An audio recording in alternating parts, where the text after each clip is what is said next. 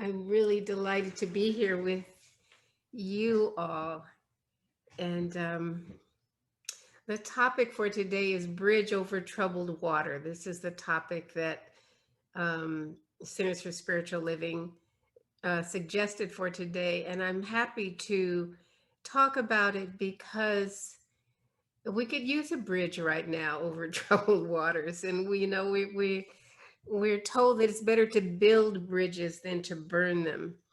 And the troubled waters, we were introduced thousands of years ago at the pool at Bethesda with a man that was crippled for so many years, and he wanted to get in the water. He thought that the angel of God came and troubled the waters, made it move, and he really wanted to be the first one in because he believed that the first one in the waters would be healed. And of course, the master teacher came and debunked that theory and just told him, take up your bed and walk. And that is exactly what happened. That was thousands of years ago. Hundreds of years ago, the slaves on the plantations took that same imagery from that New Testament story and had the troubled waters symbolize their ups and downs and the vicissitudes of their life. But they were aware that the God was in the water. And so the troubled waters meant the presence of God was right there. And then, decades ago, uh, in addition to the song Wade in the Water, which felt like it was safe to do because God was in the water, they created this song called Mary, Don't You Weep. And someone revived that song. And there was a line in there that was something about, I'll be your bridge over deep water if you will trust in my name, Mary. Mary and Martha, were concerned because their brother Lazarus, they wanted Jesus to raise from the dead, and he did. So this line, Simon of Simon and Garfunkel, was inspired by, and that's how the song came, A Bridge Over Troubled Water. And certainly these are troubling times and trying times, and lots of things can be a bridge, like love can be a bridge, or compassion can be a bridge over troubled waters, troubled times. Forgiveness makes a great bridge. Forgiveness as a spiritual practice. And so I wanted to talk about that today with you, the idea of forgiveness being a bridge over troubled water. And there are a lot of fallacies connected with the idea of forgiveness. And I'm hoping that perhaps today you'll have another thought about what it is to forgive. That forgiveness isn't an excuse for bad behavior. It's not a pass for that. It doesn't excuse or condone or pardon any person, place, or thing. Forgiveness is not about me being the bigger person. Okay, I'm going to forgive you because I'm a spiritual person. I'll do this for you.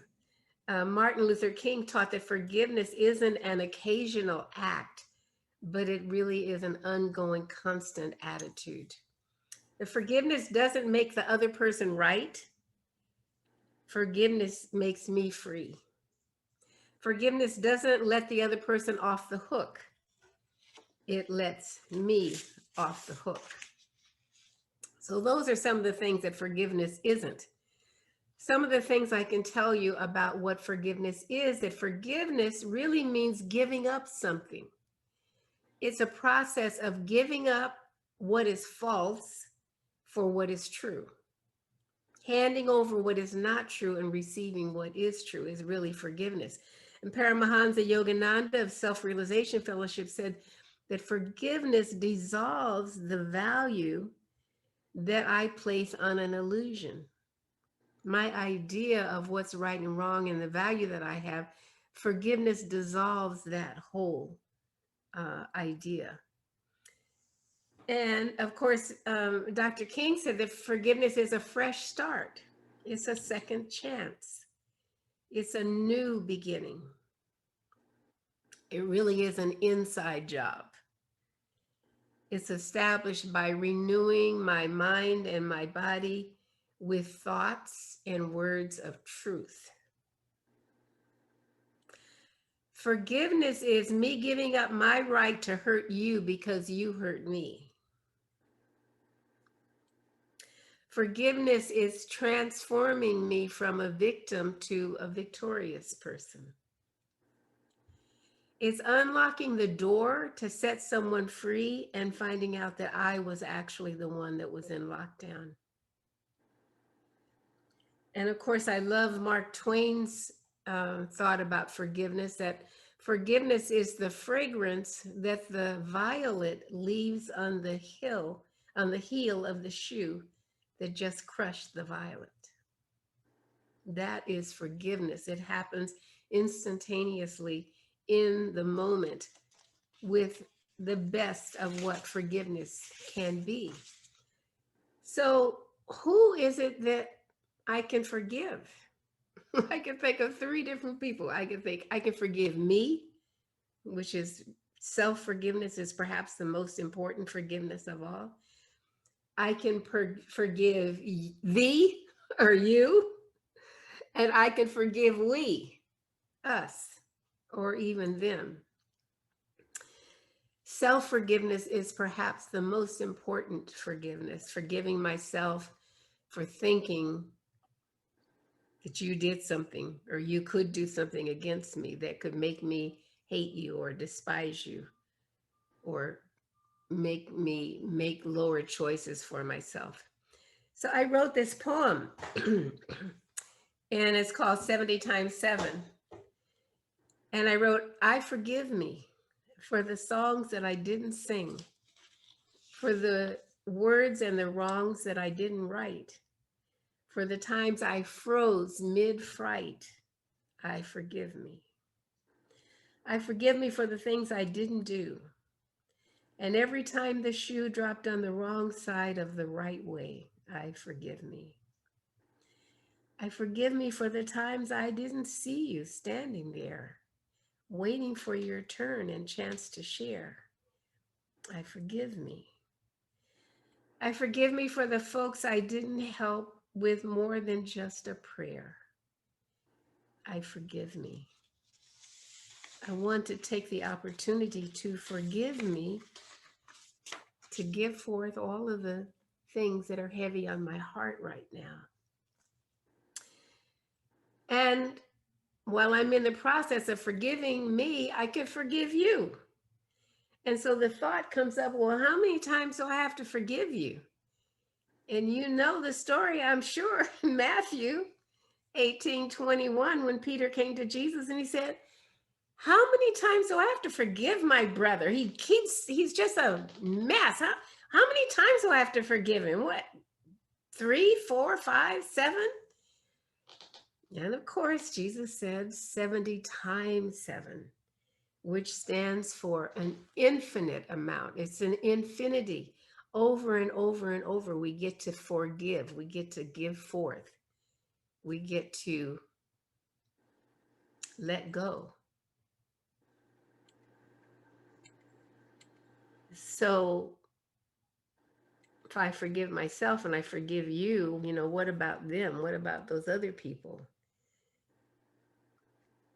And I am reminded of Jesus on the cross when he was being crucified. He said, Father, forgive them. They don't know. They don't know what they're doing. They don't understand. In that instance, he was able to forgive.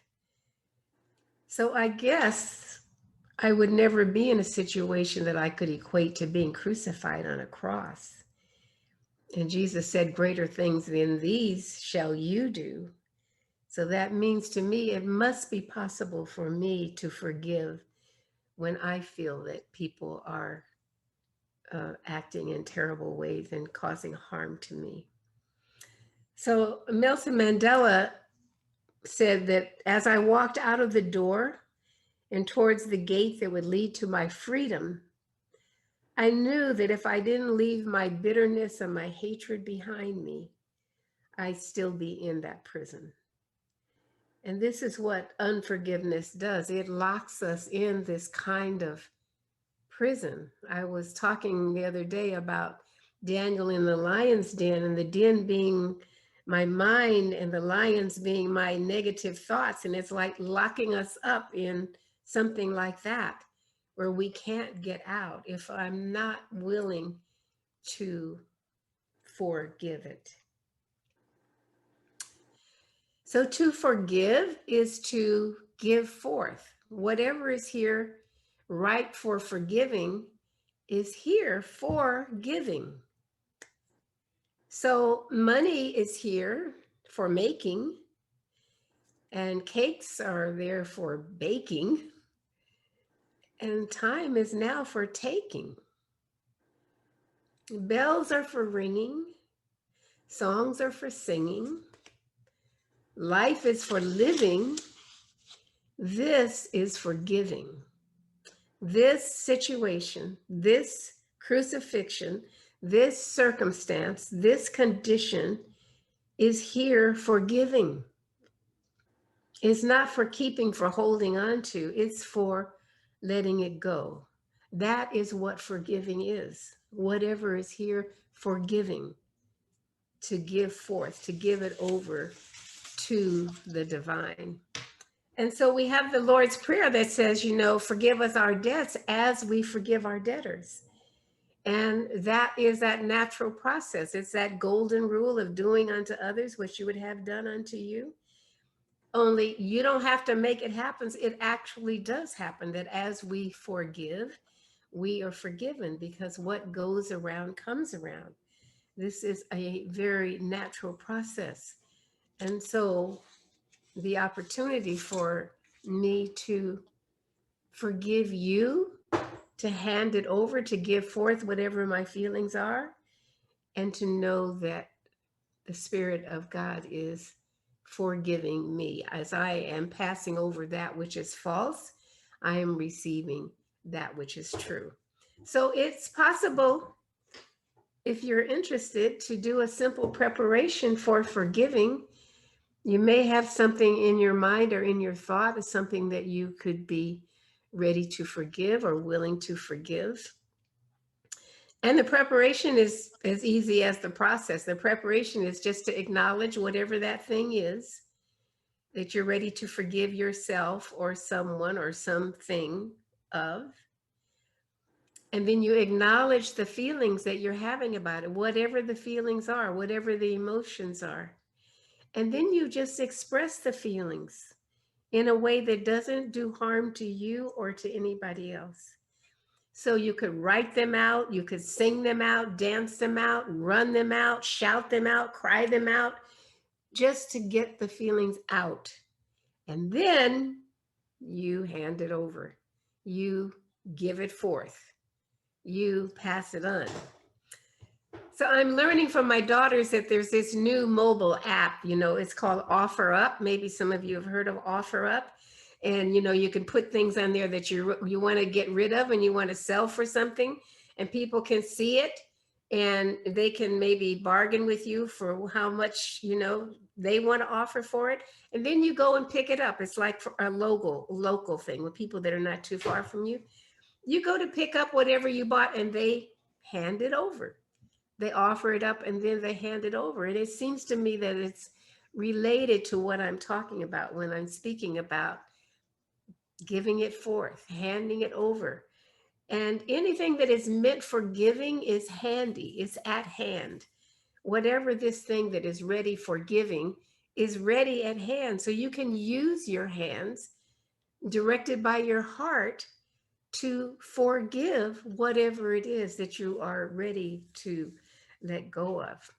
I think it's also related to like outflowing things that you don't need anymore, you don't want anymore, that you've outgrown. Some of those things in your closet, that are torn and dusty and maybe have holes in it, or it might be something that's new and it's still raw, but still it seems ripe for giving. No need to just let things be festering there, just gathering dust and blocking the flow, stopping things up. The question becomes again, would I rather be right? Would I rather hold on to this reason that I have for being indignant and angry, or frightened and afraid? Or would I rather be whole? Would I rather give it forth and let it go? Because healing follows naturally in the process of forgiving. Forgiving is a way of healing. So, I mean, what is there to heal? What if I need to think of something? What I would think of something that feels heavy on my heart.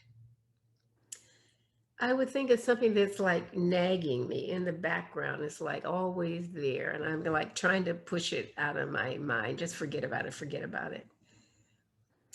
Anything that is causing me to feel sad or to feel sorry, to feel ashamed, to feel blamed, to feel angry, to feel put upon, anything that I really wish had never ever happened to me or to anybody or through me.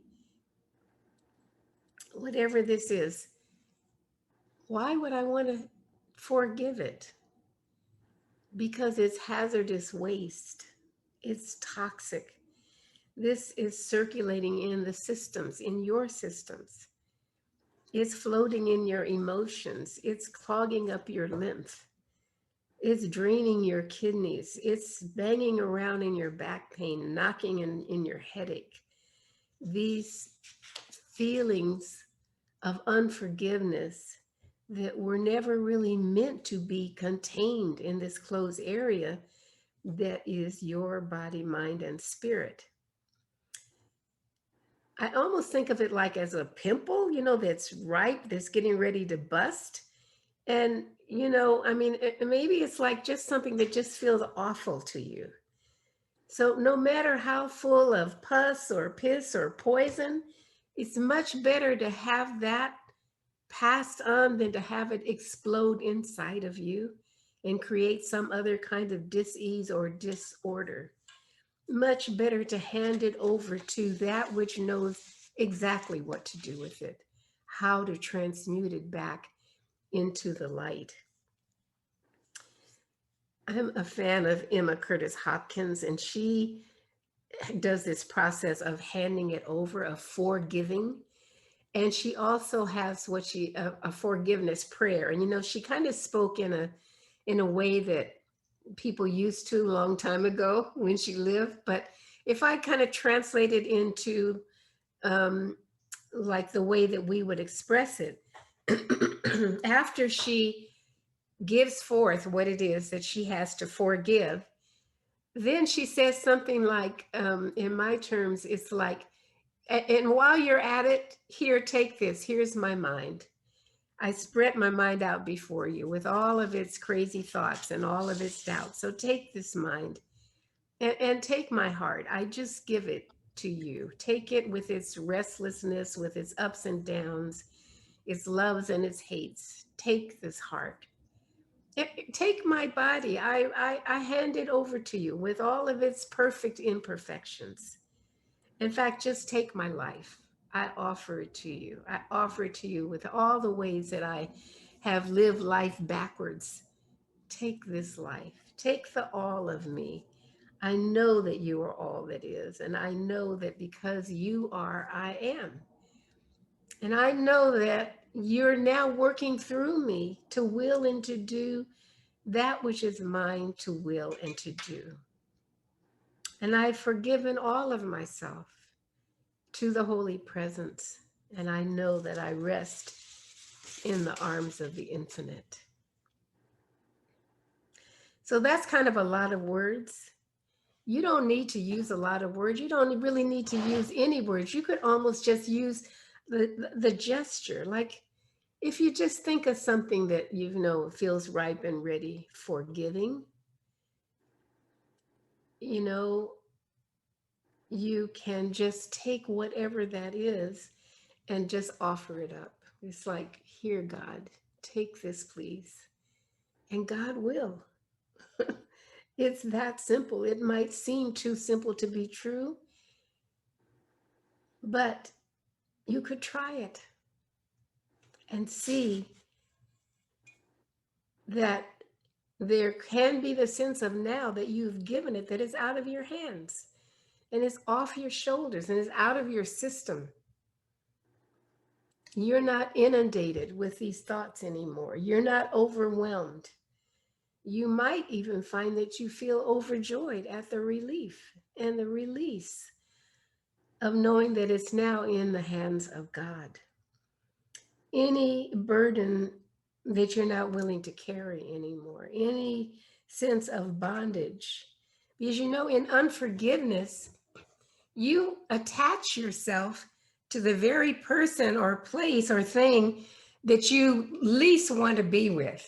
Your unforgiveness, like, has got you, is holding you tight, and it really isn't affecting the other person because they don't have any idea what you're about. They're about living their life, doing whatever they're doing.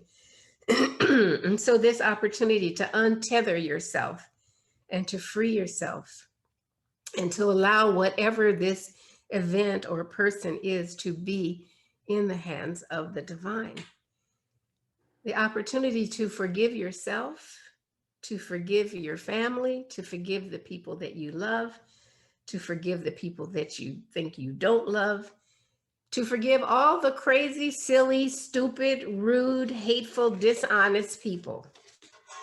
That's the process of giving it forth. So wait a minute. Do you mean to tell me I have to forgive a rapist? I have to forgive a racist? I should forgive a slave owner or a sex trafficker, a child abuser? I should forgive a liar, a cheat, a crook, a criminal? I think that's going a little too far. I mean, I've heard this forgiveness thing is overrated. How could I forgive that?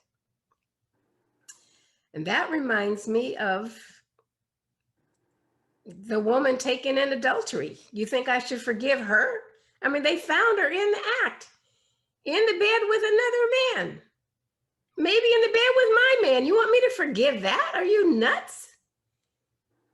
So when they brought the woman to Jesus, and the Pharisees and the scribes said, we caught her in the act, and according to the law of Moses, she should be stoned to death. And the master teacher said, well, let ever who has never sinned among you cast the first stone. Nobody could say, I've never sinned. I've never done anything wrong. I'll go first. Nobody could do that. And the story is that they left. And as they left, Jesus looked at the woman caught in the act, and he said, where are your accusers? Who has condemned you? And she said, no one. And he said, neither do I condemn you. Neither do I need to condemn anybody, least of all myself.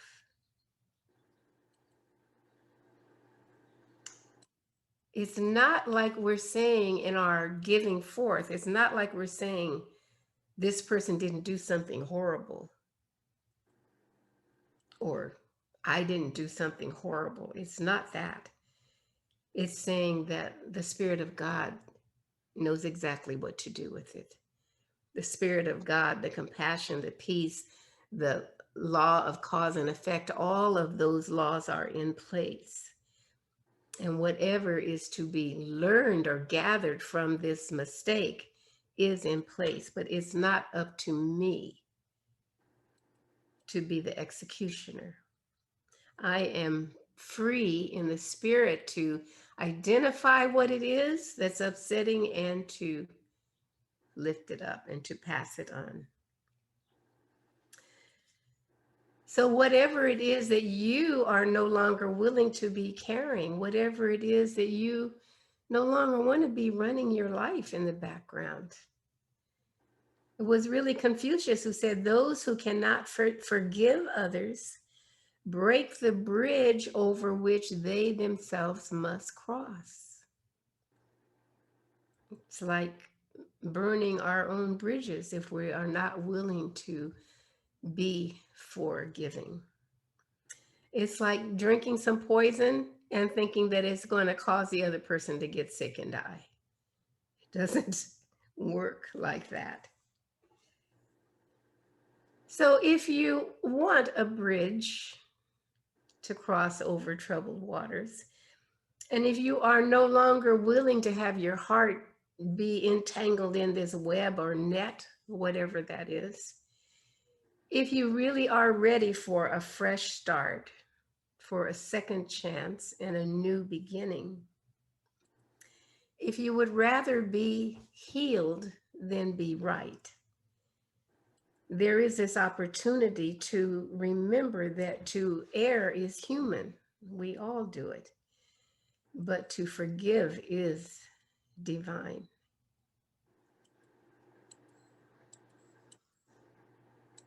I think it was Oprah Winfrey that said that true forgiveness is when you can say thank you for that experience. I want to invite you to free yourself by giving forth that which is ready and ripe to be given forth, and to use the bridge that is meant to carry you over troubled waters. So some people like to seal things with a kiss. I like to seal them with a prayer. This is a prayer of thanksgiving for this day and this life and this way of life. Prayer of thanksgiving for the opportunity to recognize one power and presence everywhere, expressing through the I am of everyone. And to declare that our union, our recognition of our oneness, that each of us is a divine emanation. Each of us is a spiritual being having this human incarnation. Each of us is growing and learning and knowing more of ourselves as spiritual beings. We have this opportunity to forgive, to give forth anything that is here for giving, and to free ourselves, to allow space for the Spirit to have its perfect way in our hearts and minds. Speaking this word, blessing each one, blessing everyone, especially those who are experiencing some dis-ease in the body, in the mind, in the spirit, knowing the presence, the holy presence that is never absent right where each of us is, knowing that each of us is the beloved, knowing that there is that within us, that which is ready to release and let go, to hand ourselves over to the divine presence, and to revel there in celebration of this magnificent gift, the magnificent gift of this wondrous life. For this and for so much more, I'm eternally grateful and thankful as I'm blessing each one here and blessing this spiritual community and blessing spiritual communities everywhere, accepting, declaring peace on this planet, peace on this earth that begins with the I am that each of us is. And so I release and let go and allow God to be God with gratitude and simply say, and so it is. Amen.